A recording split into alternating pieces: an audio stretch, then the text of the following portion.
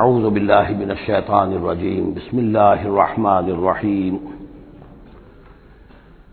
قل لا اقول لكم عندي خزائن الله ولا اعلم الغیب ولا اقول لكم انی ملک ان اتبع الا ما یوحى الی قل هل يستوي الاعمى والبصیر افلا تتفکرون صدق اللہ العظیم۔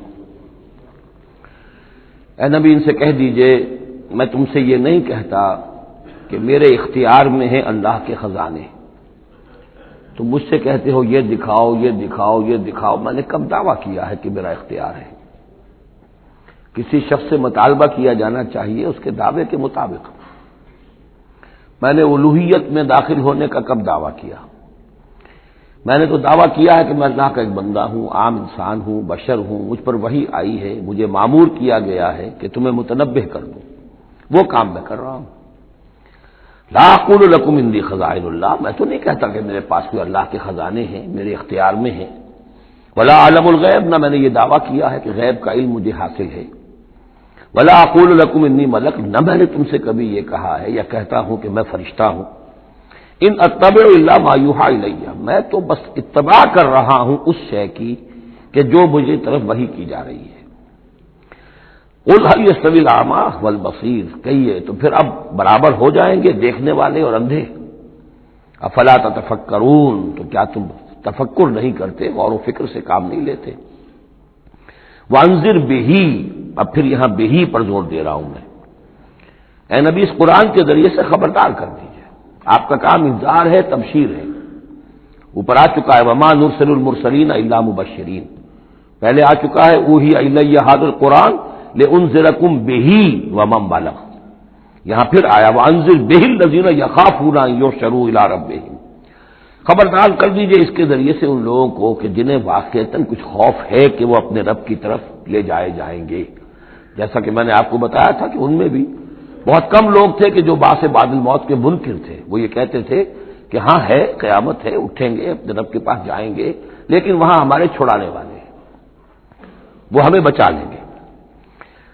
وانذر بہ الذین یخافون ان یحشروا الی ربہم لیس لہم من دونہ ولی ولا شفیع، ان کے لیے کوئی نہیں ہوگا اللہ کے سوا، نہ کوئی حمایتی نہ سفارش کرنے والا۔ اپنی ان مغالطوں کو رفع کر لیں، ان غلط فہمیوں کو رفع کر لیں، لعلہم یتقون، شاید کہ ان میں تقوی پیدا ہو جائے، شاید کہ وہ ڈر جائیں، شاید کہ خوف پیدا ہو جائے۔ ولا تطرد الذین یدعون ربہم بالغداۃ والعشی یریدون وجہہ، اور مت دھتکاریے آپ ان لوگوں کو کہ جو پکارتے ہیں اپنے رب کو صبح و شام اور وہ اس کی چہرے کی طالب ہیں، اس کی رضا کے جویا ہیں۔ یہ اصل میں اشارہ ہو رہا ہے کہ تمام رسولوں کے ساتھ یہ معاملہ ہوا، خاص طور پر حضرت نوح کے ساتھ بھی، کہ جو بڑے بڑے سرداران ہوتے تھے قوم کے، وہ کہتے تھے کہ اے نوح ہم تو تمہارے پاس آنا چاہتے ہیں، سمجھنا چاہتے ہیں بات کیا ہے، لیکن ہم دیکھتے ہیں جب بھی آئے تمہارے پاس، تمہاری محفل میں بیٹھے ہوتے ہیں ہمارے کمی کاری ملازم گھٹیا لوگ، اب ہماری شایان نشان نہیں ہے کہ ہم ان کے ساتھ بیٹھیں۔ یہی بات حضور سے کہتے تھے کہ آپ آتے ہیں آپ کے پاس بات سمجھنے کے لیے، یہ آپ کے گرد جو جمگٹا لگا رہتا ہے یہ ہمارے غلام لوگ ہیں، یہ ہمارے جو ہے معاشرے کے پست طبقات ہیں، یہ آپ کے آس پاس ہوتے ہیں، تو پھر ہمارے شایان نشان یہ نہیں ہے کہ ہم ان کی موجودگی میں آپ سے بات کریں۔ اس پر جواب دیا جا رہا ہے اے نبی آپ ان کی باتوں سے کوئی اثر نہ لیں، آپ خام خواہ اپنے ان ساتھیوں کو، چاہے وہ غریب ہیں چاہے وہ پست طبقات سے ہیں، لیکن ان کی شان یہ ہے کہ وہ صبح و شام اللہ کو پکارتے ہیں، اللہ سے دعا کرتے ہیں، مناجات کرتے ہیں، تسبیح و تحمید کرتے ہیں، اور وہ اس کے چہرے، اس کے روح انور کے طالب ہیں، وہ اس کی رضا چاہتے ہیں، اس کی خوشی چاہتے ہیں۔ انہوں نے اپنی زندگی جو ہے من یشری نفسہ ابتغاء مرضات اللہ، یہ تو وہ لوگ ہیں جنہوں نے اپنی جانیں جو ہے اللہ کی رضا جوئی کے لیے، اللہ کی رضا حاصل کرنے کے لیے تج دی ہیں۔ ما علیک من حسابہم من شیء، آپ کے ذمے ان کے حساب میں سے کچھ نہیں ہے، وما من حسابک علیہم من شیء، اور نہ آپ کا ان کے اوپر آپ کے حساب میں سے کچھ ہے، یعنی یہ کہ یہ تو ہر شخص کو اپنی کمائی کرنی ہے، آپ کے ذمہ آپ کا فرض ہے، آپ کرتے جائیے، جو آپ کے پاس آ رہے ہیں ان کا حساب بھی اللہ لے لے گا، جو آپ کے پاس نہیں آتے ان کا حساب بھی لے لے گا، ہر ایک کو اس کی طرز عمل کے مطابق وہ بدلہ دے دے گا۔ نہ آپ ان کی طرف سے جواب دہ ہیں نہ یہ آپ کی طرف سے جواب دہ ہیں۔ فتطردہم، تو اگر خدا نہ خواستہ بالفرض آپ ان کے دباؤ میں آ کر اگر انہیں دور کر دیں اپنے سے، دھتکار دیں، فتکون من الظالمین، تو آپ ظالموں میں سے ہو جائیں گے۔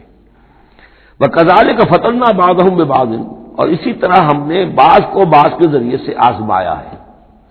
حق کہہ رہا ہے ایک شخص لیکن ہے مفلس، اب وہ دولت مند جو ہے وہ مسکرائے گا، اس کو دیکھو یہ مجھے سمجھانے آیا ہے، اس کے کپڑے پھٹے ہوئے ہیں، جوتیاں پٹخارتا ہوا آ گیا مجھے سمجھانے کے لیے، اپنی حیثیت کو نہیں پہچانتا۔ حالانکہ دیکھنا یہ چاہیے کہ جو بات وہ کہہ رہا ہے صحیح ہے یا غلط۔ اس طرح ہم آزمائش کر دیتے ہیں لوگوں کے لیے، وَكَذَلِكَ فَتَنَّا بَعْضَهُم بِبَعْضٍ، اسی طرح ہم آزماتے ہیں بعض کو بعض کے ذریعے سے، لِيَقُولُوا، تاکہ وہ کہیں أَهَٰؤُلَاءِ مَنَّ اللَّهُ عَلَيْهِم مِّن بَيْنِنَا، کیا یہ وہ لوگ ہیں جن پر اللہ کا خاص انعام و احسان ہوا ہے ہم میں سے؟ اللہ کا احسان ہم پر ہوا ہے، دولت مند ہم ہیں، سردار ہم ہیں، چودراٹیں ہماری ہیں، حویلیاں ہماری ہیں، یہ جو ہیں گرے پڑے طبقات کے لوگ، کیا یہ ہیں کہ جو اللہ کا احسان اور ان کے اوپر اللہ تعالیٰ کا بڑا فضل ہوا ہے؟ یہ کہا کرتے تھے مکے کے لوگ بھی کہ اگر قرآن اللہ نے بھیجنا ہی تھا، کتاب نازل کرنی تھی، نبوت دینی تھی، تو کوئی رجل من القریتین عظیم، یہ جو دو شہر ہیں مکہ اور طائف، بڑے بڑے چودھری ہیں، سرمایہ دار ہیں، بڑے لوگ ہیں، سردار ہیں، ان میں سے کسی کے پاس بھیجتا۔ مکے کا یتیم جس کے پاس کوئی دولت نہیں، بچپن مفلسی میں گزرا ہے، سخت مشقت کے اندر جو ہے جوانی کا دور گزرا ہے، جس کے پاس کچھ بھی نہیں، کوئی عہدہ نہیں، کوئی منصب نہیں، قریش کا کوئی عہدہ حضور کے پاس نہیں تھا، کوئی منصب نہیں تھا، کوئی آپ کے پاس سرمایہ نہیں تھا، آپ تو پیدا ہی ہوئے ہیں یتیم۔ تو اس اعتبار سے کیا یہی رہ گیا تھا اللہ کے لیے؟ معاذ اللہ ثم معاذ اللہ۔ لِيَقُولُوا أَهَٰؤُلَاءِ مَنَّ اللَّهُ عَلَيْهِم مِّن بَيْنِنَا أَلَيْسَ اللَّهُ بِأَعْلَمَ بِالشَّاكِرِينَ، تو کیا اللہ تعالیٰ زیادہ واقف نہیں ہے ان سے کہ جو واقعتاً اس کا شکر کرنے والے ہیں؟ ایک اور جگہ آئے گا کہ اللہ تعالیٰ واللہ عالم حیث یجعل رسالتہ، اللہ بہتر جانتا ہے کہ کہاں اسے اپنی رسالت کا منصب کس کو دینا چاہیے، کس میں اس کی صلاحیت ہے۔ جیسے طالوت کے بارے میں لوگوں نے کہہ دیا تھا کہ اس کے لیے کیسے ہو سکتی ہے سرداری، جبکہ ہمارے پاس دولت ہے، اس کے پاس دولت نہیں، لم یؤت سعۃ من المال، تو کہا گیا تھا اسے جسم اور علم کے اندر اللہ نے بسطہ یعنی کشادگی عطا فرمائی ہے۔ وَإِذَا جَاءَكَ الَّذِينَ يُؤْمِنُونَ بِآيَاتِنَا، اور اے نبی اس کے برعکس یہ لوگ جو چاہتے ہیں کہ آپ دھتکار دیں ان کو، اس کے برعکس آپ کی روش کیا ہونی چاہیے ان غرباء اور فقراء کے لیے؟ وَإِذَا جَاءَكَ الَّذِينَ يُؤْمِنُونَ بِآيَاتِنَا، جب آپ کے پاس آئیں وہ لوگ جو ہماری آیات پر ایمان رکھتے ہیں، فَقُلْ سَلَامٌ عَلَيْكُمْ، تو آپ ان کو سلام کہا کیجئے اور انہیں خوشخبری دیا کیجئے، کتب ربکم علی نفسہ الرحمہ، تمہارے رب نے اپنے اوپر رحمت کو لازم کر لیا ہے، اور تمہارے لیے خاص رحمت کا مظہر کیا ہے؟ انہ من عمل منکم سوءا بجہالۃ، کہ تم میں سے کوئی بھی اگر کسی وقت کوئی برے کام کا ارتکاب کر بیٹھے، جذبات میں آ کر، ناواقفیت سے، جہالت میں، ثم تاب من بعدہ، پھر اگر وہ فوراً توبہ کر لے گا، وہ اصلح اور اصلاح کر لے گا، فانہ غفور الرحیم، تو اللہ تعالیٰ غفور اور رحیم ہے۔ یہ تمہارے لیے مزید خوشخبری ہے، تہنیت اللہ کی طرف سے، قل سلام علیکم کتب ربکم علی نفسہ الرحمہ انہ من عمل منکم سوءا بجہالۃ ثم تاب من بعدہ واصلح فانہ غفور رحیم۔ وکذالک نفصل الآیات، آگے محذوف ہے لفظ لیتفکروا بہا ولتستبین سبیل المجرمین، اسی طرح ہم اپنی آیات کی تفصیل بیان کرتے ہیں تاکہ یہ لوگ ان پر غور کریں، تفکر کریں، اور جب غور کریں گے، تفکر کریں گے، تو مجرموں کا راستہ ان کے سامنے کھل کر آ جائے گا کہ جس راستے پر ہم جا رہے ہیں وہ واقعتاً مجرموں کا راستہ ہے۔ قل انی نہیت ان اعبد الذین تدعون من دون اللہ، کہہ دیجئے مجھے تو روک دیا گیا ہے ان کو پوجنے سے کہ جن کو تم پکارتے ہو اللہ کے سوا، یہ لات عزا منات ان کو میں نہیں پکار سکتا، مجھے روک دیا گیا ہے، مجھے تو حکم دیا گیا ہے لا تدعوا مع اللہ احدا، اللہ کے ساتھ کسی اور کو مت پکارو۔ قل لا اتبع اہواءکم، اور کہہ دیجئے ڈنکے کی کہ میں تمہاری خواہشات کی پیروی نہیں کر سکتا، قد ضللت اذن، اگر ایسا کروں گا تو میں خود گمراہ ہو جاؤں گا، وما انا من المہتدین، اور پھر نہ رہوں گا میں ہدایت والوں میں۔ قل انی علی بینۃ من ربی، اب اس کو ذرا نوٹ کر لیجئے، کہہ دیجئے کہ میں تو اپنے رب کی طرف سے ایک بڑی بینہ پر ہوں، میں جس راستے پر چل رہا ہوں روشن راستہ ہے، میں اس کا باطن بھی جانتا ہوں، اس کی حقیقت بھی مجھ پر منکشف ہے، اور یہ بینہ اصل میں کیا ہے، یہ جا کر آگے سورہ ہود میں یہ بات زیادہ کھلے گی کہ بینہ جو ہے وہ ایک عام انسان کے لیے دو چیزوں سے بنتی ہے، فطرت سلیمہ، جیسا کہ میں نے شروع میں عرض کیا تھا آپ سے، فطرت سلیمہ، عقل سلیم، اس سے انسان ایک حد تک آ گیا، پھر اللہ کی وحی جو آئی اس نے تصدیق کر دی، یہ بینہ بن گیا۔ اب اسی معنی میں پھر رسول اور پھر اللہ کی وحی مل کر بینہ بن جاتے ہیں، وہ لوگوں کے حق میں بینہ، اور خود اپنے حق میں بینہ کیا ہے؟ آپ کی اپنی فطرت سلیمہ، عقل سلیم، اور اس پر پھر وحی کی توثیق، وحی نے آ کر ان کو اجاگر کر دیا، ان حقائق کو جن تک آپ اپنی عقل سلیم اور فطرت سلیمہ کی رہنمائی میں پہنچ چکے تھے۔ قل انی علی بینۃ من ربی، کہہ دیجئے میں کوئی اندھیرے میں ٹامک ٹوئیاں نہیں مار رہا ہوں، تم جو مجھ سے مطالبے کر رہے ہو، مجھ پر دباؤ ڈال رہے ہو، میں تو اپنے رب کی طرف سے بینہ پر ہوں۔ وَكَذَّبْتُمْ بِهِ، تم نے اسے جھٹلا دیا ہے۔ مَا عِندِي مَا تَسْتَعْجِلُونَ بِهِ، میرے پاس وہ شے موجود نہیں ہے جس کی تم جلدی مچا رہے ہو۔ وہ جلدی مچاتے تھے، لے آئیے عذاب، بہت سن چکے ہم، کان پک گئے سن سن کر ہمارے، عذاب آئے گا عذاب آئے گا عذاب، کہاں ہے وہ عذاب؟ کہاں رکا ہوا ہے؟ 10 برس ہو گئے، میرے پاس نہیں ہے، میرے اختیار میں نہیں ہے۔ وہ عذاب بھی آئے گا، اللہ کے فیصلے سے آئے گا، جب وہ چاہے گا آئے گا۔ مَا عِندِي مَا تَسْتَعْجِلُونَ بِهِ، جس چیز کی تم جلدی مچا رہے ہو وہ میرے اختیار میں نہیں ہے۔ ان الحکم الا للہ، فیصلے کا اختیار کلیتاً اللہ کے ہاتھ میں ہے۔ یقص الحق، وہ حق بات بیان کر دیتا ہے، وہ خیر الفاصلین، اور وہ سب سے اچھا فیصلہ کرنے والا ہے۔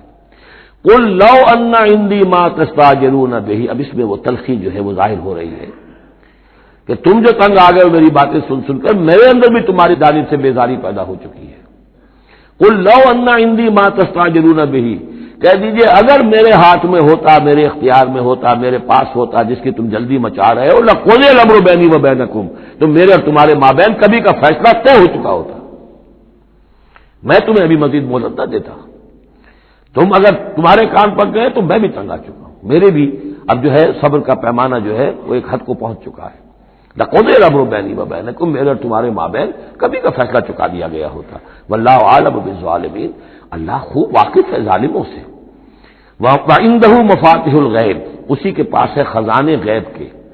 یہ مفاتح جو یہاں جمع آیا ہے تو مفتاح کہتے ہیں کنجی کو، اس کی جمع بھی ہے، اور مفتاح کہتے ہیں اس کو جس سے کھولا گیا، یعنی خزانہ۔ یہاں پر مفتاح کی جمع ہے یہ مفاتح۔ وَعِندَهُ مَفَاتِحُ الْغَيْبِ، اسی کے پاس غیب کے سارے خزانے ہیں۔ لَا يَعْلَمُهَا إِلَّا هُوَ، کوئی جانتا ہی نہیں ان کو سوائے اس کے۔ وَيَعْلَمُ مَا فِي الْبَرِّ وَالْبَحْرِ، اور وہ تو جانتا ہے جو کچھ خشکی میں ہے اور جو کچھ سمندر میں ہے۔ وَمَا تَسْقُطُ مِنْ وَرَقَةٍ إِلَّا يَعْلَمُهَا، اور نہیں گرتا کوئی ایک پتا بھی کسی درخت سے مگر اللہ کے علم میں ہوتا ہے۔ وَلَا حَبَّةٍ فِي ظُلُمَاتِ الْأَرْضِ وَلَا رَطْبٍ وَلَا يَابِسٍ، نہیں گرتا کوئی دانہ نہ زمین کی تاریکیوں میں، وہ دانہ گھستا ہے زمین کے اندر بیج کی شکل میں، ولا رطب، نہ کوئی ہری چیز تر و تازہ، ولا یابس، نہ سوکھی چیز، الا فی کتاب مبین، ایک کتاب مبین میں سب کی سب موجود ہے۔ یہ کتاب مبین اللہ کا علم قدیم ہے، اللہ کا علم قدیم جس میں کہ ہر شے موجود ہے، ما کان و ما یکون، آنے واحد کی طرح۔ وَهُوَ الَّذِي يَتَوَفَّاكُم بِاللَّيْلِ، اب یہ لفظ یہاں پر آ گیا ہے، وہ جو قادیانیوں کے ساری خباثت کا توڑ جو ہے، وہ جو میں نے وضاحت آپ کو بیان کی تھی کہ وفا یوفی یتوفا، اب یہاں آ گیا وَهُوَ الَّذِي يَتَوَفَّاكُم بِاللَّيْلِ، وہی ہے جو تمہیں وفات دیتا ہے رات کے وقت۔ کیا وفات دیتا ہے؟ کیا انسان مر جاتا؟ جان تو رہتی ہے، شعور نہیں رہتا۔ میں نے کہا تھا 3 چیزیں ہیں، جسم ہے، جان ہے، جان میں شعور ہے۔ بڑا پیارا ایک شعر ہے فارسی کا، جان نہاں در جسم تو در جان نہاں، جسم کے اندر تو پنہا ہے جان، جان میں وہ پنہا ہے۔ 3 چیزیں ہو گئی یہاں اس شعر میں، وہ سے مراد کچھ اور ہے، اس وقت میں اس پر نہیں جاؤں گا، لیکن 3 چیزیں سمجھ لیجئے۔ جان نہاں در جسم، جسم کے اندر جان پنہا ہے، تو در جان نہاں، وہ جان میں نہا ہے، اے نہا اندر نہا ہے جانے جان۔ یہ پھر کسی اور جگہ پر پڑھیں گے اس شعر کو انشاءاللہ۔ اب سمجھ لیجئے، ایک جسم ہے، جسم میں جان ہے، جان میں شعور ہے، اصل شے تو شعور ہے، لہذا نیند میں صرف شعور لے گئے، موت ہوئی تو شعور بھی لے گئے، جان بھی لے گئے، اور عیسیٰ کو لے گئے، شعور بھی لے گئے، جان بھی لے گئے، جسم بھی لے گئے۔ تو توفع جو ہے کل کا کل پورے طور پر ہوا ہے حضرت عیسیٰ علیہ السلام کا۔ ہمارا توفع یا توفی جو ہوتا ہے وہ تو ادھورا ہوتا ہے، جسم یہیں رہ جاتا ہے، جان اور شعور چلا جاتے ہیں، اور نیند میں شعور چلا گیا۔ وَهُوَ الَّذِي يَتَوَفَّاكُم بِاللَّيْلِ وَيَعْلَمُ مَا جَرَحْتُم بِالنَّهَارِ، وہی ہے جو تمہیں وفات دے دیتا ہے، قبضے میں لے لیتا ہے، يَتَوَفَّاكُم رات کے وقت، اور وہ جانتا ہے جو کچھ کہ تم کرتے ہو دن کے وقت۔ ثُمَّ يَبْعَثُكُم فِيهِ، پھر وہ دوبارہ اگلی صبح کو پھر تمہیں اٹھا دے گا، لِيُقْضَىٰ أَجَلٌ مُّسَمًّى، تاکہ وہ تمہاری جو مہلت ہے وہ پوری ہو جائے۔ یعنی روزانہ ایک طرح سے ہم موت کی آغوش میں چلے جاتے ہیں. آدھی موت تو ہے، نیند کسے کہتے ہیں؟ آدھی موت ہے. یہی وجہ ہے کہ جو دعا ہے صبح کو اٹھنے کے وقت کی جو مسنون دعا ہے، الحمدللہ الذی احیانی بعدما اماتنی والیہ النشور، کل شکر اور کل حمد اور کل تعریف اس اللہ کے لیے ہے جس نے مجھے دوبارہ زندہ کیا اس کے بعد کہ مجھ پر موت وارد کر دی تھی. نیند جو ہے وہ موت کی بہن ہے، اور اسی طرح اٹھنا ہے اللہ کی طرف. یہ بڑا ایک عجیب نقطہ ہے، اس کو ذہن میں اس کو اپریشیٹ کیجئے. جو شخص صبح آنکھ کھلتے ہی جس کے زبان پر یہ الفاظ آتے ہوں، الحمدللہ الذی احیانی بعدما اماتنی والیہ النشور، قیامت کے دن جب وہ اٹھے گا اس کی زبان پر یہی ترانہ خود بخود آ جائے گا. اس وقت ہوگا وہ 100% درست. الحمدللہ الذی احیانی بعدما اماتنی والیہ النشور، کیونکہ عادت پڑی ہے، ہمیشہ کہا ہے. جیسے ہی شعور آیا الحمدللہ الذی احیانی بعدما اماتنی والیہ النشور، تو یہ وہ ترانہ جو ہے جو کہ باعث بعد الموت کے وقت ہماری زبان پر ہوگا، اس کا ریہرسل ہے جو آپ روزانہ کریں گے اگر یہ عادت پختہ کر لیں. وَهُوَ الَّذِي يَتَوَفَّاكُم بِاللَّيْلِ وَيَعْلَمُ مَا جَرَحْتُم بِالنَّهَارِ ثُمَّ يَبْعَثُكُم فِيهِ لِيُقْضَىٰ أَجَلٌ مُّسَمًّى ثُمَّ إِلَيْهِ مَرْجِعُكُم، پھر اسی کی طرف تم سب کا لوٹنا ہے. ثُمَّ يُنَبِّئُكُم بِمَا كُنتُمْ تَعْمَلُونَ، پھر وہ تمہیں جتلا دے گا جو کچھ کہ تم کرتے رہے تھے. وَهُوَ الْقَاهِرُ فَوْقَ عِبَادِهِ، اور وہ اپنے بندوں پر، یہ لفظ کئی مرتبہ آیا ہے اس صورت کے اندر. اللہ پوری طرح غالب ہے، قابو یافتہ ہے اپنے بندوں پر. وَيُرْسِلُ عَلَيْكُمْ حَفَظًا، اور وہ تم پر نگہبان بھیجتا رہتا ہے. ہر انسان کے ساتھ فرشتے باڈی گارڈ کی حیثیت سے موجود ہیں، اس لیے کہ جب تک اللہ نے اجل معین رکھی ہوئی ہے اس وقت تک تو زندہ رکھنا ہے. وہ زندہ رکھنے کے لیے حفظہ، حفاظت کرنے والے نگہبان. وہ جو میں نے ایک دفعہ پہلے بھی کہا تھا، بس اوقات تو محسوس ہوتا ہے کہ جیسے گاڑی ایسے سناٹے سے آپ کے ساتھ سے گزری ہے کہ معلوم ہوتا ہے کسی نے ہاتھ دے کر آپ کو بچایا، ورنہ بچنے کا کوئی امکان نہیں تھا.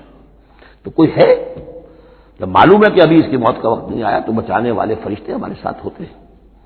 حتیٰ اذا جاء احدکم الموت، یہاں تک کہ جب تم میں سے کسی کی موت کا وقت آتا ہے، توفته رسلنا، اب یا پھر توفا آ گیا، اب یہاں پہ شعور اور جان دونوں جائے گا. توفته رسلنا، تو ہمارے بھیجے ہوئے فرشتے جو ہیں وہ اس کو قبضے میں لے لیتے ہیں. وهم لا يفرطون، اور اس میں کوئی کمی نہیں کرتے، کوئی کوتاہی نہیں کرتے، جو حکم آیا اور جب آیا. ثم ردوا الى الله مولاهم الحق، پھر وہ لوٹا دیے جاتے ہیں اب اللہ کی طرف جو ان کا مولا ہے برحق، سچا. الا له الحکم، آگاہ ہو جاؤ، فیصلے کا اختیار اسی کے ہاتھ میں ہے، حاکمیت اسی کی ہے. ان الحکم الا للہ، یہ دوسری مرتبہ آیا یہاں. وهو اسرع الحاسبین، اور وہ حساب کرنے والوں میں سب سے بڑھ کر تیز ہے، یعنی اسے دیر نہیں لگے گی. اس کے کمپیوٹرز جو ہیں وہ کوئی بہت ہی سپر کمپیوٹر جن کا ہم تصور بھی نہیں کر سکتے. قل من ينجيكم من ظلمات البر والبحر تدعونه تضرعا وخفيا، ان سے پوچھئے کون تمہیں نجات دیتا ہے اندھیروں میں سے، وہ تاریکی کے ہوں یا سمندر کے. سمندر میں گھپ اندھیرا ہے، کشتی چل رہی ہے، کچھ نظر نہیں آ رہا ہے، اوپر بادل بھی ہے. اب اس وقت انسان کو کچھ نہیں سوچتا، ہاتھ کو ہاتھ سجھائی نہیں دے رہا، کون تمہیں پھر بھی بچاتا ہے وہاں. من ينجيكم. اسی طرح کوئی قافلہ ہے بھٹک گیا ہے، اندھیری شب ہے، جدا اپنے قافلے سے ہے تو، اب یہ کہ اندھیرے کے اندر بھٹک رہا ہے، نہ دائیں کا نہ بائیں کا پتہ نہیں. ہر درخت معلوم ہوتا ہے کوئی آسیب ہے، کوئی بھوت ہے جنہیں چلا آ رہا ہے، پھر بھی اللہ بچاتا ہے تمہیں.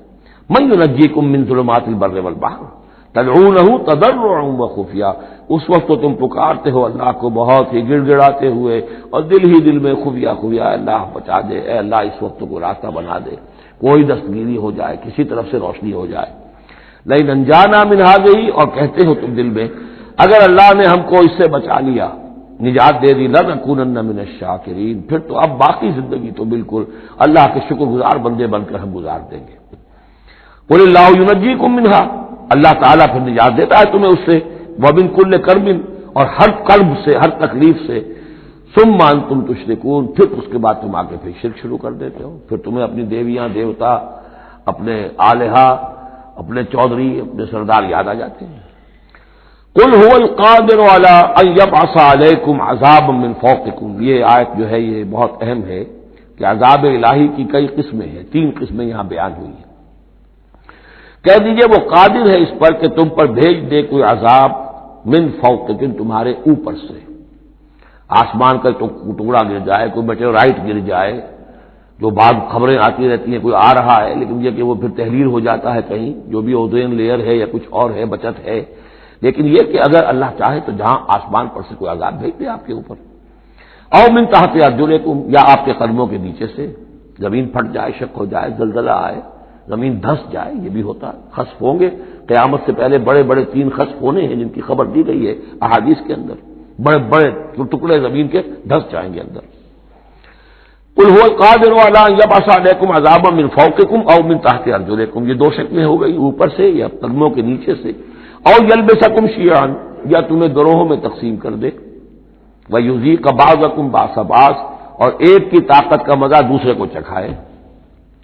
اب لڑو آپس میں، پرانے اور نئے سندھی لڑو آپس میں، پنجابی اور اردو بولنے والے لڑو، اور بلوچ اور پختون لڑو، مارو ایک دوسرے کو۔ اللہ تعالیٰ کو نہ آسمان کو تکلیف دینے کی ضرورت کہ اس کا کوئی ٹکڑا گرائے، نہ زمین کو کوئی مشقت دینے کی کہ وہ پھٹے، کوئی ضرورت نہیں، آپس میں تقسیم ہو جاؤ کہ گروہ بندی ہو جائے گی، شیعہ سنی کو مارے اور سنی شیعہ کو مارے۔ یہ جو ہے یہ عذاب الہی کی بدترین شکل ہے جو آج مسلمانان پاکستان پر مسلط ہے۔ وہ کبھی ایک قوم ہوتے تھے، ہندو کا جب مقابلہ تھا ایک قوم تھے، اور اب وہ قوم جو ہے قومیتوں میں، عصبیتوں میں تحلیل ہو چکی ہے۔ انظر کیف نصرف الآیات لعلہم یفقہون، دیکھو کیسے ہم اپنی آیات کی تصریف کرتے ہیں، تصریف کہتے ہیں آیات کو گھمانا، ایک ہی بات کو اسلوب بدل کر، انداز بدل کر، ترتیب بدل کر لانا، ایک پھول کا مضمون ہو تو 100 رنگ سے باندھو۔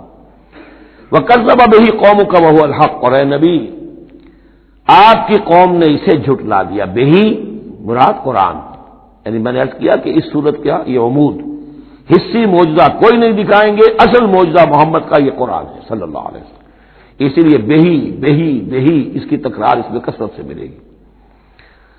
وَكَذَّبَ بِهِ قَوْمُكَ وَهُوَ الْحَقُّ، یہ قرآن الحق ہے، لیکن اے نبی آپ کی قوم نے اس کو جھٹلا دیا ہے۔ قُلْ لَسْتُ عَلَيْكُمْ بِوَكِيلٍ، ان سے کہہ دیجئے میں اب تمہارا ذمہ دار نہیں ہوں، اب میں نہیں کہہ سکتا کہ کب اللہ کے عذاب کا بند جو ہے وہ کھل جائے اور تمہارے اوپر وہ عذاب ہلاکت جو ہے وہ آ جائے۔ لِكُلِّ نَبَأٌ مُسْتَقَرٌ، كُلُّ نَبَأٍ مُسْتَقَرٌ، ہر خبر، ہر بڑی بات کے لیے وقت معین ہے، فَسَوْفَ تَعْلَمُونَ، میں نہیں کہہ سکتا، جیسے کہ سورہ انبیاء میں فرمایا وَإِنْ أَدْرِيَ قَرِيبٌ أَمْ بَعِيدٌ مَا تُوعَدُونَ، میں یہ نہیں جانتا کہ جس کی تمہیں دھمکی دی جا رہی ہے وہ قریب آ چکا یا دور ہے، ٹائم ٹیبل اللہ کے علم میں ہے، لیکن یہ میں جانتا ہوں کہ اگر تمہاری روش یہی رہی تو عذاب آ کر رہے گا۔ بسوف تعلمون، اور ان قریب تمہیں معلوم ہو جائے گا۔ وَإِذَا رَأَيْتَ الَّذِينَ يَخُوضُونَ فِي آيَاتِنَا، یہ وہ آیت آ گئی جس کا حوالہ سورہ نساء کی آیت نمبر 140 میں آیا تھا کہ تمہیں پہلے ہدایت دی گئی تھی کہ جب تم لوگوں کو دیکھو کہ وہ ہماری آیات کا استہزاء کر رہے ہیں، تمسخر کر رہے ہیں، تو ان کے پاس بیٹھو مت، اٹھ کر چلے جاؤ، کم سے کم یہ کہ ایک پروٹیسٹ میں واک آؤٹ تو وہاں سے ہو جائے۔ وَإِذَا رَأَيْتَ الَّذِينَ يَخُوضُونَ فِي آيَاتِنَا، اور جب تم دیکھو لوگوں کو کہ وہ ہماری آیات میں خوض، مین میخ نکال رہے ہیں۔ دیکھیے اردو میں ہم ایک لفظ بولتے ہیں غور و خوض، بڑا غور و خوض ہو رہا ہے، بہت غور و خوض کے بعد میں اس نتیجے پر پہنچا ہوں۔ یہ دونوں لفظ جو عربی زبان کے بہت قریب کے ہیں، غور کے معنی، غور اچھے معنی میں آتا ہے اور خوض برے معنی میں آتا ہے، صحیح چھان پھٹک کرنا اور غور کرنا، اس کے ما لہو ما علیہ، فار کیا ہے اگینسٹ کیا ہے، یہ مثبت انداز میں یہ ہے غور۔ خوض ہے مین میخ نکالنا، اس کے اندر جو ہے بال کی کھال خام خواہ کو اتارنا، یہ کوشش ہے، یہ خوض ہے۔ وَإِذَا رَأَيْتَ الَّذِينَ يَخُوضُونَ فِي آيَاتِنَا، جبکہ وہ ہماری آیات میں اس طریقے کا معاملہ کر رہے ہوں تو جب تم دیکھو فَأَعْرِضْ عَنْهُمْ، تو ان سے کنارہ کرو، حَتَّى يَخُوضُوا فِي حَدِيثٍ غَيْرِهِ، یہاں تک کہ پھر وہ کسی اور بات میں لگ جائے، کسی اور مذاق میں، ٹھٹے میں، پھر تم ان کے پاس جا سکتے ہو۔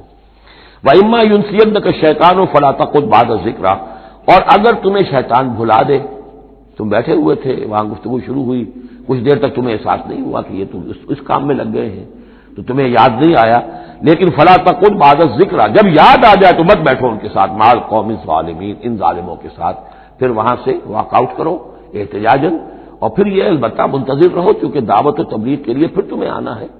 تو قالوا سلاما، علیحدہ بھی ہو تو وہ لٹ مار کے نہ ہو، بلکہ یہ کہ اٹھو وہاں سے تو بڑی خوبصورتی کے ساتھ۔ وما علی الذین یتقون من حسابہم من شیء، اور یقیناً جو لوگ اللہ کی تقوی کی روش اختیار کرتے ہیں ان پر ان کے حساب کی کوئی ذمہ داری نہیں ہے، ولکن ذکریٰ لعلہم یتقون، لیکن یہ یاد دہانی ہے تاکہ وہ تقوی اختیار کریں۔ وذر الذین اتخذوا دینہم لعبا ولہوا، اور چھوڑو ان کو، دفع کرو، نظر انداز کرو، ان سے آپ نظر پھیر لو کہ جنہوں نے اپنے دین کو کھیل اور کود بنا لیا ہے، کھیل، ہنسی مذاق، ٹھٹا۔ بہت سے لوگ اب بھی مل جائیں گے آپ کو دین کے معاملے میں کبھی سنجیدہ ہوتے ہی نہیں، دین کی بات اگر شروع ہوگی تو وہ اسے استہزاء میں، تمسخر میں، ٹٹ بٹس میں، اینیکڈوٹس میں، یہ واقعات یوں ہو گیا تھا، یہ ایسا تھا، اس میں اس کو جو ہے وہ ختم کر دیں گے۔ وذر الذین اتخذوا دینہم لعبا ولہوا وغرتہم الحیات الدنیا، اور ان کو تو اصل میں دھوکے میں مبتلا کر دیا ہے دنیا کی زندگی نے، ساری توجہات ادھر ہیں، بھاگ دوڑ اس کے لیے ہے، زیادہ سے زیادہ کمانا ہے، مال جمع کرنا ہے، حلال سے ہو حرام سے ہو، ساز و سامان کی فکر پڑی ہوئی ہے۔ وذکر بہی، اب پھر بہی کو نوٹ کیجئے، تذکیر کیجئے، اس کے قرآن کے ذریعے سے تذکیر کیجئے، جیسے کہ سورہ قاف کی آخری آیت ہے فذکر بالقرآن من یخاف وعید، قرآن کے ذریعے سے تذکیر کیجئے اس شخص کو کہ جس کے اندر کچھ خوف ہے اللہ کے وعدے کا، اللہ کی وعید کا۔ تو یہاں بھی آیا کہ آپ ان کو چھوڑیے، وذکر بہی ان تبصر نفس بما کسبت، اس قرآن کے ذریعے سے انہیں تذکیر کرائیے، یاد دہانی کرائیے کہ مبادا کوئی شخص گرفتار ہو جائے اپنے کرتوتوں کے عوض، وہ وقت نہ آ جائے کہ تم اپنی رنگ رلیوں اور کرتوتوں کے عوض رہن رکھے جاؤ، گرفتار ہو جاؤ۔ لیس لہا من دون اللہ ولی ولا شفیع، پھر اس کے لیے اللہ کے سوا کوئی نہیں ہوگا، یا اللہ کے مقابلے میں اللہ سے بچانے والا کوئی نہیں ہوگا، نہ کوئی ولی اور نہ شفیع۔ لیکن دوسری مرتبہ کیٹیگوریکل ڈینائل شفیع کی آیت الکرسی کے ضمن میں عرض کر چکا ہوں، بیشتر مقامات پر قرآن مجید میں کیٹیگوریکل ڈینائل ہے، کوئی شفاعت نہیں۔ البتہ ہے ایک شفاعت کا، ایک شفاعت حقہ کی ایک حیثیت ہے، اس کو سمجھنے کی ضرورت ہے، اس کی شرائط ہے، اس کی لیمٹس ہیں۔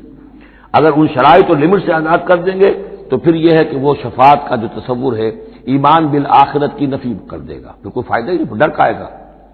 جب چھڑوانے والے ہیں جو چاہو کرو، جو بھی کچھ ہے لیکن تیرے محبوب کی امت میں ہے، شرابی ہے، زانی ہے، بدماش ہے، چور ہے، ڈاکو ہے، حرام خور ہے، غبن کرتے ہیں، جو بھی کچھ ہے لیکن تیرے محبوب کی امت میں ہے، تو اگر تو اسی پر کوئی معاملہ طے ہونا ہے تو خامخواہ کاہے کو آدمی ہاتھ روکے، بابر بعیش کوش کے عالم دوبارہ نہیں، پھر تو جو عیش کر سکتے ہو کرو، جہاں آج پڑتا ہے کیوں روکتے ہو؟ تو سیدھی سیدھی بات ہے۔ لیس لہا من دون اللہ ولی ولا شفیع وان تعدل کل عدل، یہ وہی عدل آ گیا، اور اگر فدیہ دینا چاہیں کل کا کل فدیہ، لا یؤخذ منہا، نہیں قبول کیا جائے گا۔ واتقوا یوما لا تجزی نفس عن نفس شیئا ولا يقبل منها شفاعۃ ولا یؤخذ منها عدل ولا هم ينصرون، جو یہ دو مرتبہ سورہ بقرہ میں آ چکا ہے۔ اولئک الذین ابسلوا بما کسبوا، یہ لوگ تو اب گرفتار ہو چکے ہیں اپنی کرتوتوں کے عوض، اب یہ رہن ہے۔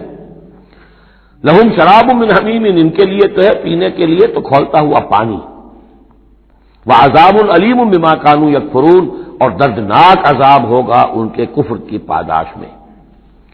قل اندعو من دون اللہ ما لا ينفعنا ولا يضرنا، اے نبی ان سے کہیے کیا ہم پکاریں اللہ کو چھوڑ کر ان چیزوں کو جو نہ ہمیں نفع پہنچا سکتی ہے نہ نقصان۔ یہ بت کیا نفع پہنچائیں گے تمہیں، کیا نقصان پہنچائیں گے، خود اپنی حفاظت کر نہیں سکتے، اپنی مکھیاں اڑا نہیں سکتے، ان کو پکارتے ہو، ان کے سامنے سجدے کرتے ہو، ان کو متھے ٹیکتے ہو۔ اندعو من دون اللہ ما لا ينفعنا ولا يضرنا، خیر بت کی بات تو ہو گئی بہت ہی واضح، باقی بھی اس کائنات کے اندر کوئی کسی کے لیے نہ خیر کے پر قدرت رکھتا ہے نہ شر پر، الا باللہ، لا حول ولا قوت الا باللہ۔ یہ یقین ہو جائے تب توحید مکمل ہوگی، پھر کس کے سامنے آدمی سر جھکائے خام کا، کس کے آگے اپنی عزت نفس پیش کرے، اس کا دھیلا کرے، کسی کے ہاتھ میں اختیار ہے ہی نہیں، لا حول ولا قوت الا باللہ۔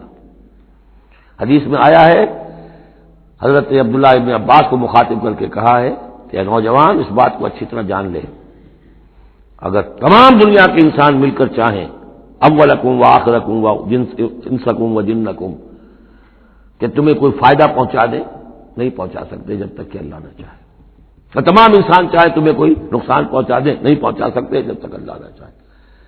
تو پھر یک درگیر و محکم گیر پکارو اللہ کو، کسی اور کو پکارنے کا، کسی اور سے سوال کرنے کا، کسی اور سے ڈرنے کا، کسی اور سے التجائیں کرنے کا، کسی اور کا استغاثہ کرنے کا، دہائی دینے کا کیا فائدہ؟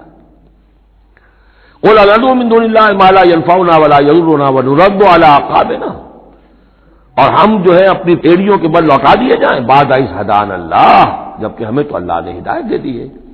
کالذی استہوته الشیاطین فی الارض حیران، کیا اس طرح کے آدمی ہم بن جائیں کہ جن کو شیاطین نے، جنوں نے کسی جنگل میں بیابان میں اس کی مت مار دی ہو، راستہ بھلا دیا ہو، اب اسے کچھ نظر نہیں آ رہا۔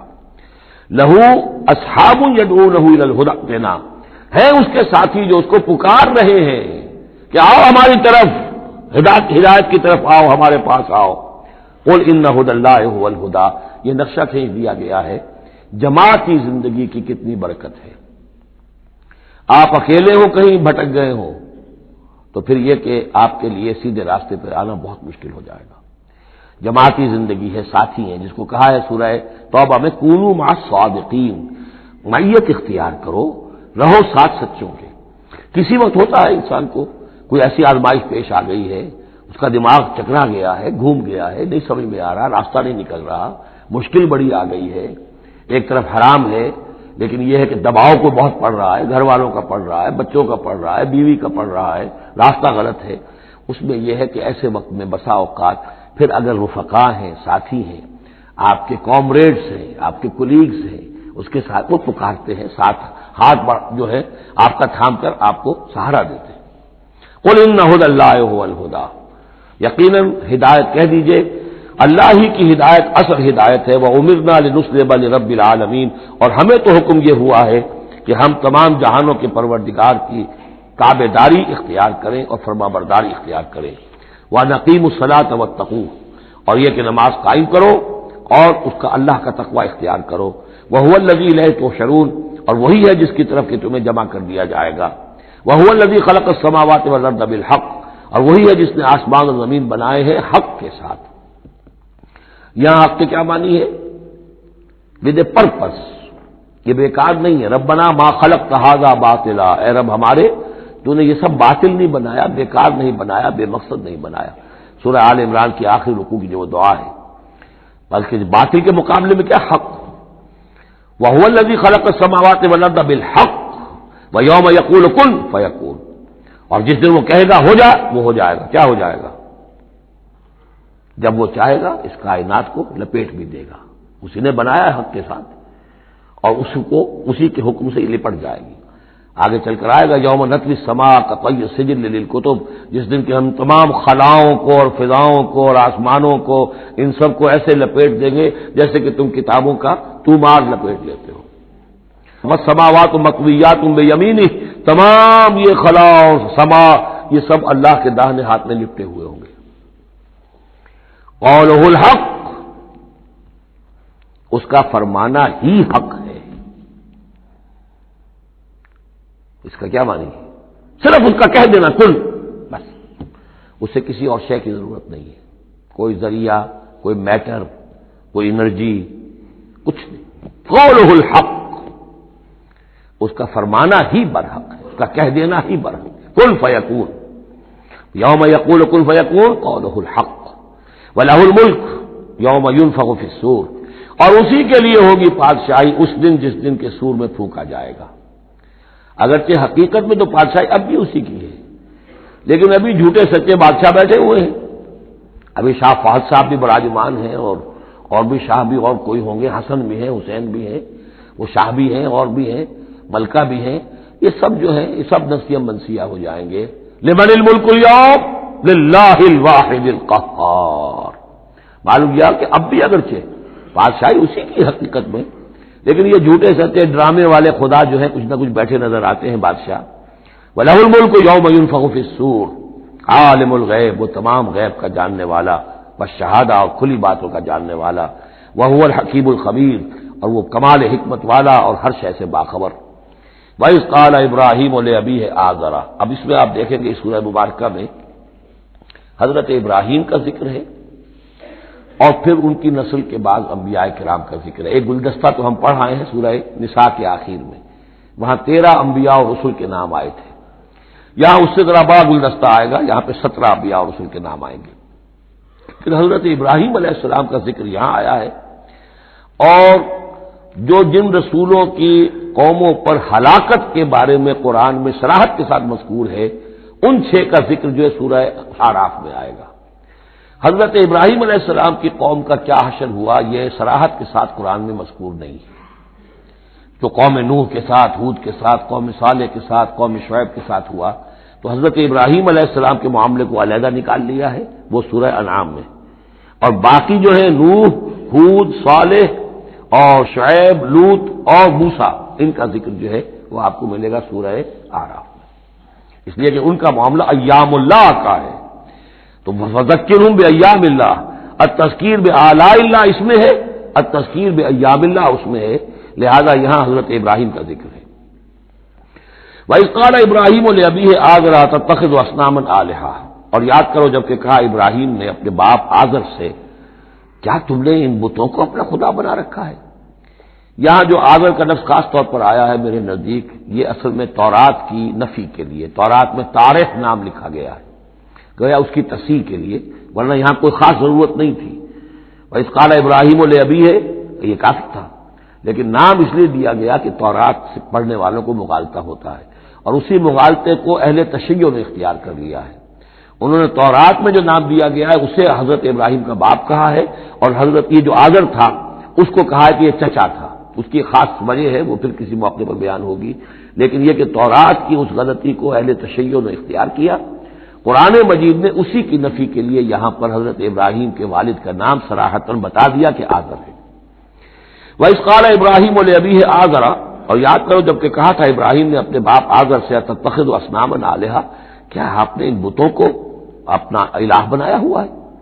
انی اراک وقومک فی ضلال مبین، میرا تو خیال یہ ہے، میری رائے تو یہ ہے کہ آپ بھی اور آپ کی قوم بھی کھلی گمراہی میں مبتلا ہے. وَكَذَلِكَ نُرِي إِبْرَاهِيمَ مَلَكُوتَ السَّمَاوَاتِ وَالْأَرْضِ، اور اسی طرح ہم دکھانے لگے یا دکھاتے رہے ابراہیم کو آسمانوں اور زمین کے ملکوت. ملکوت سے مراد کیا ہے کہ اللہ تعالیٰ نے اس کائنات کا جو نظام قائم کیا، جسے میں کہتا ہوں کہ جو یونیورسل گورنمنٹ ہے، اس کا ایک نظام ہے، اس کے کارندے ہیں، تو اس کے مشاہدہ اللہ تعالیٰ اپنے رسولوں کو کراتا ہے تاکہ ان کا یقین جو ہے وہ یقین اس درجے کا ہو جائے کہ جیسے کہ اپنی آنکھوں سے دیکھی ہوئی چیزیں. وَلَيَكُونَ مِنَ الْمُوقِنِينَ، اور تاکہ وہ پوری طرح یقین کرنے والوں میں سے ہو جائے. لیکن واو چونکہ یہاں آیا، اس سے پہلے ہم محذوف مانیں گے تاکہ وہ اپنی قوم پر حجت قائم کر سکے اور پوری طرح یقین کرنے والوں میں سے ہو جائے. یہ جو آگے آ رہا ہے یہ در حقیقت حضرت ابراہیم علیہ السلام کی طرف سے اپنی قوم پر حجت کو اس طور سے پیش کیا گیا ہے. بعض حضرات کے نزدیک یہ ہے کہ یہ حضرت ابراہیم کا اپنا ذہنی ارتقاء ہے کہ واقعتاً انہوں نے سمجھا یہ ستارہ خدا ہے، پھر ڈوب گیا تو کہا کہ نہیں نہیں یہ تو ڈوب گیا، پھر چاند کو دیکھا تو چاند خدا ہے، پھر کہا نہیں یہ تو یہ بھی جو ہے غروب ہو گیا، پھر سورج کو کہا. تو یہ بات اصل میں بعض حضرات کی رائے ہے یہ، اور الفاظ سے کچھ متبادل بھی ہوتا ہے، لیکن یہ ہے کہ زیادہ صحیح رائے جس سے کہ آگے آ جائے گا وَتِلْكَ حُجَّتُنَا آتَيْنَاهَا إِبْرَاهِيمَ عَلَىٰ قَوْمِهِ، تو معلوم ہوتا ہے کہ یہ اصل میں حضرت ابراہیم علیہ السلام نے حجت قائم کرنے کے لیے یہ تدریج اختیار کی اپنی قوم کو سمجھانے کے لیے. اور حضرت ابراہیم علیہ السلام اللہ کے نبی تھے، اور نبی کوئی بھی زندگی کے کسی بھی مرحلے پر مشرک نہیں ہوتا، اس کی شریعت، اس کی سرشت اتنی خالص ہوتی ہے. صدیقین مشرک نہیں ہوتے، نبی تو ان سے بھی اونچے درجے کے ہیں. حضرت ابو بکر نے کبھی شرک نہیں کیا، حضرت عثمان نے کبھی شرک نہیں کیا، جو صدیقین ہیں صحابہ میں سے. وَكَذَلِكَ نُرِي إِبْرَاهِيمَ مَلَكُوتَ السَّمَاوَاتِ وَالْأَرْضِ وَلِيَكُونَ مِنَ الْمُوقِنِينَ فَلَمَّا جَنَّ عَلَيْهِ اللَّيْلُ، جب ان پر رات جو ہے اس نے تاریکی کر دی، رأى كوكبا، انہوں نے دیکھا ایک چمکدار ستارے کو. قال هذا ربی، انہوں نے کہا یہ میرا رب ہے. یہ گویا کہ کہہ رہے کیا، ہاں یہ میرا رب ہے. اب یہ سوالیہ انداز بھی ہو سکتا ہے، ود سائن آف ایکسکلیمیشن ہو سکتا ہے کہ لوگوں کو کہنے کے لیے کہ یہ رب ہے، یہ انٹروگیشن کا بھی ہو سکتا ہے. هذا ربی فلما افل قال لا احب الافلین، جب وہ ڈوب گیا تو کہا بھائی یہ ڈوب جانے والی شے تو پھر میں تو پسند نہیں کر سکتا کہ میں اس کو اپنا خدا مان لوں. یہ قوم جو تھی ستارہ پرست بھی تھی، بت پرست بھی تھی، ستارہ پرست بھی تھی، اور نمبر 3 شاہ پرست بھی تھی. تینوں قسم کے شرک اس قوم میں موجود تھے کہ جس میں حضرت ابراہیم بھیجے گئے. یہ بیبیلونیا یا عراق، آج کا عراق، سابق بیبیلونیا، اس کا ایک شہر اس شہر کے بھی اب کھنڈرات نکل آئے ہیں، کھدائیاں ہو چکی ہیں۔ شہر میں پیدا ہوئے ہیں، پھر وہاں سے ہجرت کر کے فلسطین گئے ہیں، اور پھر حضرت اسماعیل کو آباد کیا ہے حجاز میں، اور اپنے بیٹے حضرت اسحاق کو آباد کیا ہے فلسطین میں۔ تو یہ ان کے ذہن میں رکھیے۔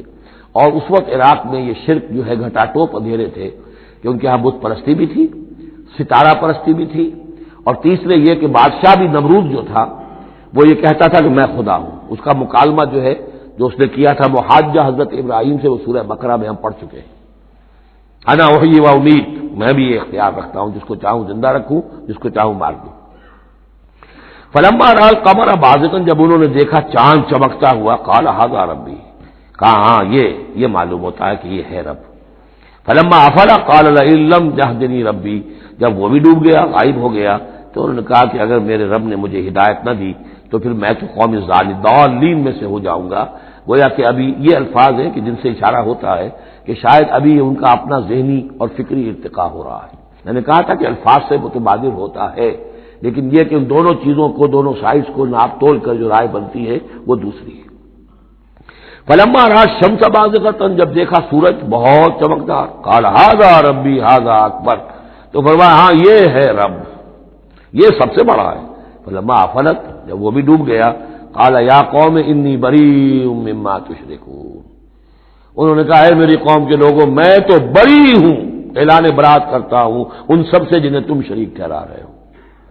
انی وجہت وجہی للذی فطر السماوات والارض حنیفا، میں نے تو اپنا رخ کر لیا ہے، اپنا چہرہ جو ہے ادھر کر لیا ہے اس ہستی کی طرف جس نے آسمانوں اور زمین کو بنایا یکسو ہو کر، وما انا من المشرکین، اور میں مشرکوں میں سے نہیں۔ وحاجہ قومہ، اب اس پر محاجہ کیا ان سے ان کی قوم نے، وہ حجت بازی شروع کر دی، یہ تم نے کیا کہہ دیا؟ سارے دیویوں کی نفی کر دی، سارے ستاروں کی نفی کر دی، ہر چیز کی نفی کر دی، اب تم پر مار پڑے گی فلاں دیوی کی اور فلاں ستارے کی نحوست جو ہے اس کا تم نے انکار کیا، تیار ہو جاؤ، اب تمہارے اوپر شامت آئے گی۔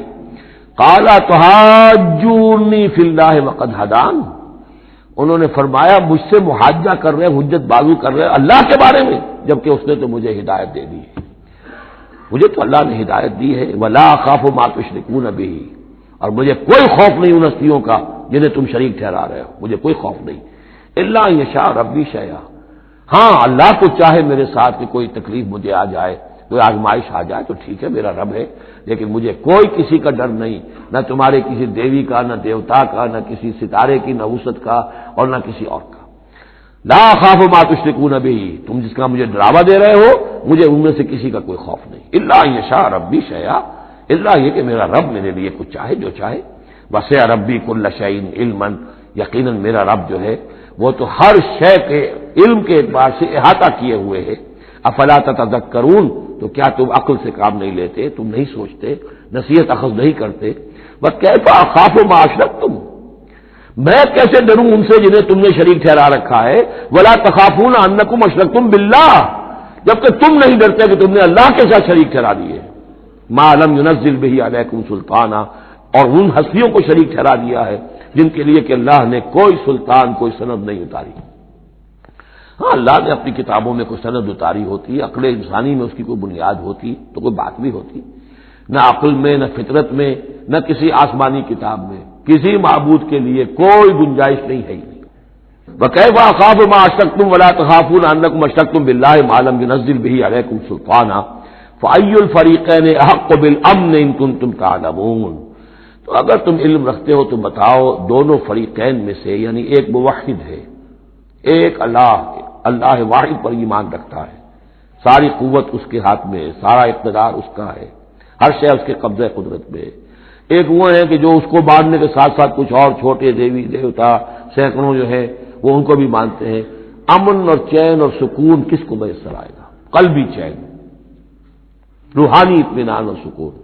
ای الفریقین احق بالامن، ان دونوں میں سے موحدین اور مشرکین میں سے امن، سکون، اطمینان، چین اور راحت کا کون زیادہ حقدار ہے؟ بتاؤ اگر تم جانتے ہو۔ اور اس کا جواب خود دیا، الذین آمنوا ولم یلبسوا ایمانہم بظلم، یقیناً وہ لوگ جو ایمان لائیں اور اپنے ایمان پر کسی طرح کے شرک کی آلودگی نہ ہونے دیں. یہاں لفظ ظلم آیا ہے، ظلم کسی چھوٹے گناہ کو بھی کہہ سکتے ہیں. اسی لیے اس پر صحابہ گھبرا گئے تھے کہ حضور کون شخص ہوگا کہ جس نے کبھی کوئی ظلم نہ کیا ہو، اور نہیں تو اپنے اوپر ظلم کرتا ہے آدمی، کسی پر ظلم کرتا ہے. تو اس کا تو مطلب ہے کوئی شخص بھی یہ جو مقام ہے جو یہاں بیان کیا جا رہا ہے اس کا جو سزاوار اور اس کا حقدار نہیں ہو سکتا. آپ نے فرمایا نہیں، یہاں ظلم سے مراد شرک ہے. پھر آپ نے سورہ لقمان کی آیت پڑھی، اس میں فرمایا کہ ان الشرک لظلم عظیم. وَإِذْ قَالَ لُقْمَانُ لِابْنِهِ یا بنی لا تشرک باللہ ان الشرک لظلم عظیم. یہاں پر ظلم سے مراد شرک ہے، یعنی ایمان ایسا ہو کہ جو شرک کی ہر آلودگی سے پاک ہو. میں یہاں پھر تذکرہ کیے دیتا ہوں، شروع میں بھی عرض کیا تھا شرک کسے کہتے ہیں، شرک کی قسمیں کون کون سی ہیں، کون کون سے بھیس بدل کر یہ شرک آتا ہے. باہر رنگے کے خواہی جامہ می پوش من اندازے قدت را می شناسم. تم چاہے کسی بھی رنگ کا لباس پہن کے آ جاؤ، میں تمہیں تمہارے قد سے پہچان لوں گا. تو قد سے پہچاننا جو ہے شرک کا آسان نہیں ہے، بھیس بدلتا ہے. اس کے لیے ضروری ہے، اور آج کے دور میں شرک کس کس شکل میں موجود ہے اس کا سمجھنا بہت اہم ہے. اس موضوع پر میرے 6 گھنٹے کے کیسٹس موجود ہیں. الذین آمنوا ولم یلبسوا ایمانہم بظلم، یقیناً وہ لوگ جو ایمان لائے اور جنہوں نے اپنے ایمان میں کسی بھی نوع کے شرک کی آمیزش نہ ہونے دی، اولئک لہم الامن وہم مہتدون، ان کے لیے ہے امن اور وہی ہوں گے راہیاب. یہ امن اور ایمان اور اسلام اور سلامتی کا جو آپس میں تعلق ہے لفظی اعتبار سے، وہ اس دعا میں بہت نمایاں ہو جاتا ہے کہ جو حضور ہر نیا جو چاند دیکھتے تھے ہر مہینے کا جو دعا مانگتے تھے، اللہم اہلہ علینا بالامن والایمان والسلامت والاسلام. اے اللہ یہ مہینہ جو شروع ہو رہا ہے اس نئے چاند کے ساتھ، ہلال کے ساتھ، اسے ہم پر طلوع فرما امن اور ایمان کے ساتھ اور سلامتی اور اسلام کے ساتھ. تو یہ بڑا گہرا ربط ہے ان الفاظ کے اندر. میرا چھوٹا سا کتابچہ ہے قرآن اور امن عالم، آج سے شاید کوئی میں سمجھتا ہوں کہ 30-32 سال پہلے کی تقریر تھی میری، لیکن وہ ان موضوعات پر میں سمجھتا ہوں کہ بہت مختصر لیکن بہت مفید ہے. فرمایا وَتِلْكَ حُجَّتُنَا آتَيْنَاهَا إِبْرَاهِيمَ عَلَىٰ قَوْمِهِ، اس کا میں حوالہ دے رہا تھا. یہ پوری سرگوش بیان کر کے اب فرمایا یہ ہماری وہ حجت تھی جو ہم نے ابراہیم کو عطا کی اس کے قوم کے خلاف. یہ سارا محاجہ حضرت ابراہیم اپنی قوم سے کر رہے تھے. بظاہر اس کو توریہ کہتے ہیں. ایک ہوتا ہے جھوٹ بولنا، ایک ہوتا ہے توریہ. توریہ یہ ہے کہ آپ کہیں کوئی بات ایسی کہ جو جھوٹ تو نہیں ہے لیکن جس سے سننے والا مغالطے میں مبتلا ہو جائے. مثلا حضرت شیخ الہند رحمۃ اللہ علیہ کا واقعہ ہے، جس زمانے میں ان کے وارنٹ نکلے ہوئے تھے اور وہ حرمین شریفین میں تھے، مکہ مکرمہ میں تھے، وارنٹ نکلا ہوا ہے اور شریف حسین والی مکہ جو ہے اس کے سپاہی ڈھونڈتے پھر رہے ہیں کہ کہاں ہے مولوی ہندوستانی جو ہے جو باغی ہے انگریزوں کا، اس کو پکڑا جائے.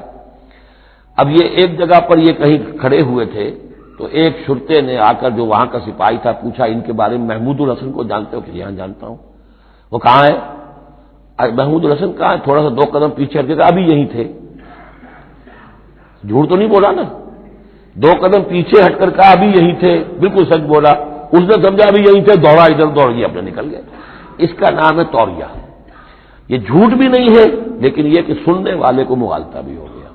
اصل میں حضرت ابراہیم علیہ السلام کے کلام میں یہ توریہ کا انداز جو ہے وہ بہت ہے، تاکہ لوگوں کو جیسے جب بتوں کو سب کو توڑ دیا تو کہا کہ اس نے توڑا ہوگا یہ جو بڑا ہے، جو صحیح سالم کھڑا ہوا ہے بڑا بت، اور تیشا بھی جو ہے جس سے توڑا تھا سب کو وہ اس کے گردن میں لگا دیا کہ یہ جو ہے جو آلہ ہے، آلہ واردات بھی اسی کے پاس سے برآمد ہو رہا ہے اور یہ سالم ہے، باقی سب ٹوٹ گئے ہیں تو قرائن کی شہادت بھی ہے کہ یہی ہے، پکڑو اس کو. تو یہ ہوتا ہے ان کو سمجھانے کے لیے کہ وہ سوچیں، دروں بینی پر آمادہ ہو جائیں. تو یہ ہے میرے نزدیک ان آیات کا محل یہ ہے. وَتِلْكَ حُجَّتُنَا آتَيْنَاهَا إِبْرَاهِيمَ عَلَىٰ قَوْمِهِ، اور یہ ہماری وہ دلیل تھی جو ہم نے عطا فرمائی ابراہیم کو اس کی قوم کے خلاف. نرفع درجات من نشاء، ہم بلند کرتے ہیں درجے جن کے چاہتے ہیں. اب ظاہر بات ہے یہاں کہنے کا مقصد یہ ہم نے ابراہیم کے درجے بہت بلند کیے. ان ربک حکیم علیم، یقیناً تیرا رب حکیم اور علیم ہے. وَوَهَبْنَا لَهُ إِسْحَاقَ وَيَعْقُوبَ، اب وہ گلدستہ شروع ہو رہا ہے. اور ہم نے اسے عطا فرمایا اسحاق جیسا بیٹا، یعقوب جیسا پوتا، کلن ہدینا، سب کو ہم نے ہدایت دی، ونوحا ہدینا من قبل، اور نوح کو ہم نے ہدایت دی تھی ان سے بھی پہلے، ومن ذریتہ، اور ان کی اولاد میں سے حضرت ابراہیم کی اولاد میں سے داؤد و سلیمان و ایوب و یوسف و موسیٰ و ہارون، کیسے کیسے عظیم نبی ہم نے اٹھائے، داؤد جیسا بادشاہ، سلیمان جیسا بادشاہ، ایوب اور یوسف اور موسیٰ اور ہارون، وکذالک نجزی المحسنین، اسی طرح ہم بدلہ دیتے ہیں محسنین کو۔ یہ لوگ ظاہر بات ہے کہ ایمان کی اس بلند ترین منزل پر فائز تھے جس کو ہم پڑھائیں سورہ مائدہ میں کہ ثم اتقوا واحسنوا واللہ یحب المحسنین، وزکریا و یحییٰ و عیسیٰ و الیاس، مزید برآں زکریا جیسے نبی، یحییٰ جیسے نبی، عیسیٰ علیہ السلام و الیاس کل من الصالحین، یہ سب کے سب نیک بختوں میں سے تھے، و اسماعیل و الیسع و یونس و لوطا، اور اسماعیل اور الیسع اور یونس اور لوط، وکلا فضلنا علی العالمین، سب کو ہم نے تمام جہان والوں پر فضیلت دی، ومن آبائہم، اور ان کے آباء و اجداد میں سے بھی، وذریاتہم، اور ان کی نسلوں میں سے بھی، واخوانہم، اور ان کے بھائیوں میں سے بھی، واجتبیناہم، ہم نے ان کو چن لیا، پسند کر لیا، سلیکٹ کر لیا، وہدیناہم الی صراط مستقیم، اور ہم نے ان کو ہدایت دی سیدھے راستے کی طرف۔ ذالک ھدی اللہ یہدی بہ من یشاء من عبادہ، یہ اللہ کی وہ ہدایت ہے جس کی وہ ہدایت بخشتا ہے جس کو چاہتا ہے اپنے بندوں میں سے۔ وَلَوْ أَشْرَكُوا، اور اگر بالفرض وہ بھی شرک کرتے، لَحَبِطَ عَنْهُمْ مَا كَانُوا يَعْمَلُونَ، ان کے بھی سارے اعمال حبط ہو جاتے۔ شرک اتنی بری شے ہے، اتنے اونچے اونچے مراتب، اتنے اعلیٰ اعلیٰ مقامات، اللہ کی محبوب شخصیتیں، اولو العزم پیغمبر اور یہ عظیم انبیاء، لیکن بالفرض یہ سمجھانے کے لیے، ظاہر بات ہے کوئی امکان نہیں تھا کہ وہ شرک کرتے، لیکن ہمیں سمجھانے کے لیے شرک وہ شے ہے، ان اللہ لا یغفر ان یشرک بہ ویغفر ما دون ذلک لمن یشاء ولو اشرکوا لحبط عنہم ما كانوا یعملون، اگر وہ شرک کرتے تو ان کے بھی تمام اعمال حبط ہو جاتے۔ اولئک الذین آتیناہم الکتاب والحکم والنبوۃ، یہ وہ لوگ ہیں جن کو ہم نے کتاب دی، اپنی حکمت اور شریعت سے نوازا، نبوت سے سرفراز فرمایا۔ وَإِن يَكْفُرْ بِهَا هَؤُلَاءِ، اور اگر کفران نعمت کریں یہ لوگ اس کی، یہ جو آیات اب اللہ تعالیٰ نے دی ہیں تمہیں اے محمد صلی اللہ علیہ وسلم، اگر یہ لوگ ان آیات کی اب ناشکری کر رہے ہیں، کفران نعمت کر رہے ہیں، اگر وہ ان سے فائدہ نہیں اٹھا رہے، ان کی روشنی سے اپنے دلوں کو منور نہیں کر رہے، فقد وکلنا بہا قوما لیسوا بہا بکافرین، تو ہم نے ایک اور قوم کو تیار کر رکھا اس کام کے لیے کہ وہ اس کی ناقدری نہیں کرے گی، یعنی یہ کہ مدینے کے انصار انشاءاللہ اس کی قدر کریں گے۔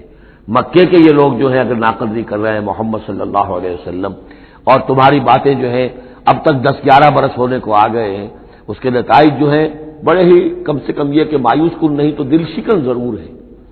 محمد جیسا مبلغ اور رسول اور داعی اور مربی اور مزکی اور معلم، اور 10-12 برس کی جد و جہد میں بمشکل 150 پونے 200 آدمی، پہلے 10 برس میں تو بمشکل 125 آدمی۔ تو یہ ہے کہ اس اعتبار سے فَإِن يَكْفُرْ بِهَا هَؤُلَاءِ، اگر یہ لوگ کفران نعمت کر رہے ہیں ان کا، فقد وکلنا بہا، تو ہم نے مقرر کر دیے ہیں کچھ اور لوگ، قومن، ایک ایسی قوم لیسوا بہا بکافرین، جو اس کی ناشکری نہیں کریں گے۔ کچھ پتہ نہیں یہ ہماری جو دعوت رجوع القرآن ہے جو کہاں کہاں پھیل رہی ہے، پاکستان میں ٹی وی پر بینڈ ہے، میرا درس نہیں آ سکتا، انڈیا میں دوردرشن کبھی کبھی دکھا دیتا ہے، دلی سے خبر آ جاتی ہے کہ دوردرشن پہ میرے کبھی کیسٹ جو ہے ٹی وی کے درس دکھائے جا رہے ہیں۔ بامبے میں جو کیبل ٹی وی ہے، 8000 فیملیز ہیں جو ہر ہفتے 2 مرتبہ میرا درس قرآن دیکھ رہے ہیں کیبل ٹی وی پر، اور وہی لوگ ہیں کہ جنہوں نے چاہا ہے کہ اب ان کو ایسی اس کی ریکارڈنگ مل جائے کہ اسے سیٹلائٹ کے اوپر لے جا سکے، اور یہ کہاں ہو رہا ہے؟ بھارت میں، دارالکفر میں، اور پاکستان میں کیا ہو رہا ہے؟ جو کچھ ہو رہا ہے وہ آپ کے سامنے ہے۔ تو اگر ناقدری کرنے والے ہیں، گرفتہ چینیاں احرام و مکی خفتہ در بٹھا، چینیوں نے تو احرام باندھ لیے، اور مکی جو ہے ابھی سویا ہوا ہے بتھا کی وادی کے اندر، ابھی اسے ہوش ہی نہیں ہے کہ وہ اٹھے وہ بھی احرام باندھے۔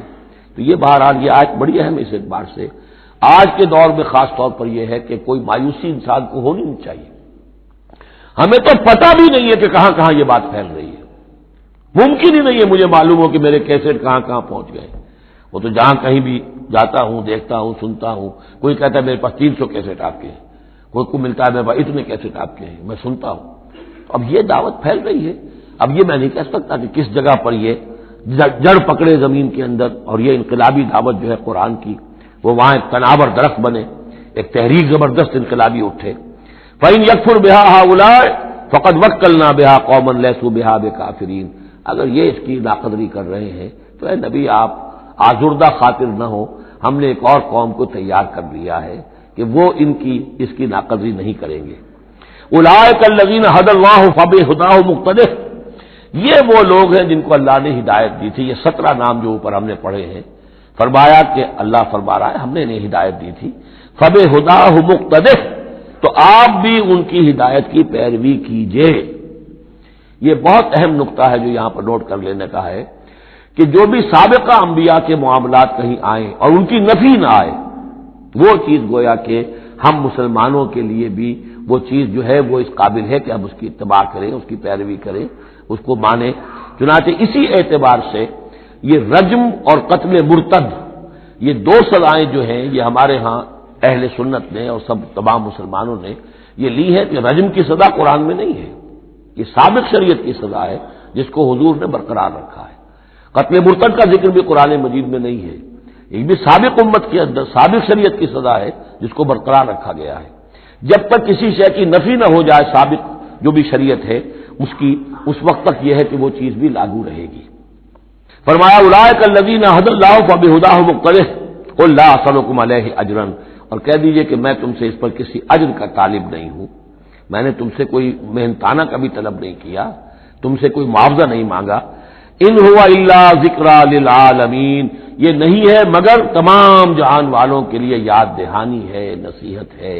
جو چاہے اس سے کسب فیض کرے, جو چاہے اس سے نور حاصل کرے, جو چاہے اس سے صحیح صراط مستقیم تک کی رہنمائی اخذ کر لے, یہ تو اللہ تعالیٰ کی طرف سے ایک صدقہ جاریہ ہے. ان هو الا ذکری للعالمین, یاد دہانی اور نصیحت ہے تمام جہان والوں کے لیے. بارک اللہ لی ولکم فی القرآن العظیم ونفعنی وإیاکم بالآیات والذکر الحکیم.